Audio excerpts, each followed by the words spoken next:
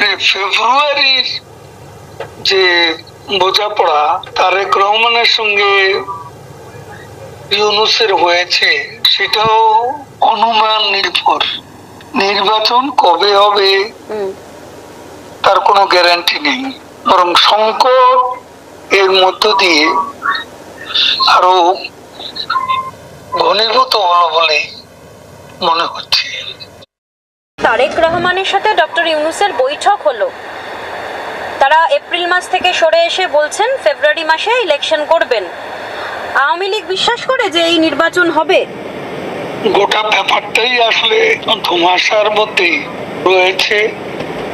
এপ্রিলে যে নির্বাচন দখলদার ইউনূস ঘোষণা করেছে, সেই নির্বাচন না করার বীজ অঙ্কুরিত হয়েছে বলে আমরা মনে করি। আবার ফেব্রুয়ারির যে বোঝাপড়া তারেক রহমানের সঙ্গে ইউনূসের হয়েছে সেটাও অনুমান নির্ভর। দেশের প্রতিক্রিয়া ভিন্ন। যারা হার্ডকোর বলে পরিচিত জামাতে ইসলামী, ইসলামিস্ট গ্রুপ, এনসিপি, ছাত্রদের যে সংগঠন, এরা তো বলছেন এটা ইউনূস সাহেব পক্ষপাতিত্ব করেছেন।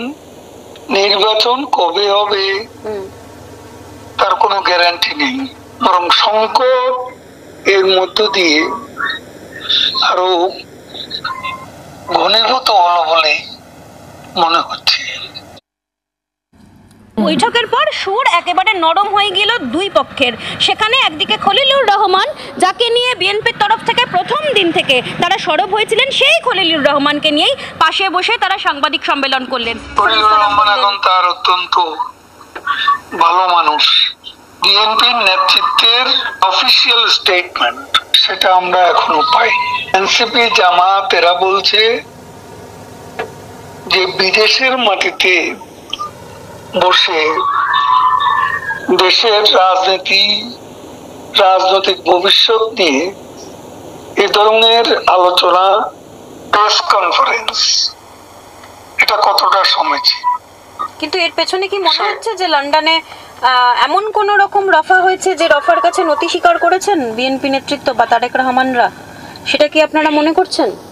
লন্ডনে যেটা হয়েছে সেটা তারেক রহমানের সাথে গোপন বৈঠক, তার বাইরে যে আলোচনা, তাতে কোনো একটা খোলামোলা কিছু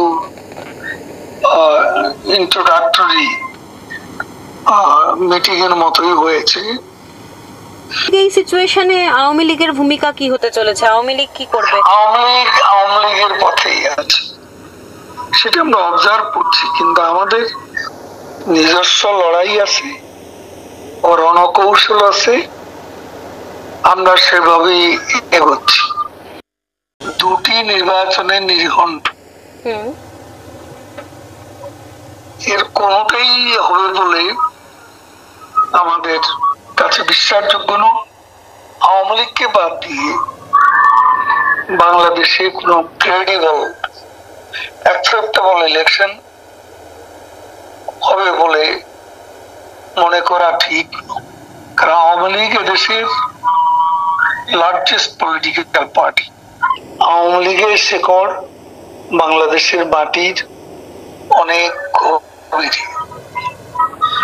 আমরা ফিনিক্স পাখির মতো, এবং এই সরকারের লক্ষ্যই হচ্ছে ইউনূস যেখানেই বক্তব্য রাখেন, কথাই তার মুখ দিয়ে অবিরাম উচ্চারিত হয়, সেটা হচ্ছে তাদের শত্রু কারা, আওয়ামী লীগ এবং ইন্ডিয়াকে ব্র্যাকেটেড করে।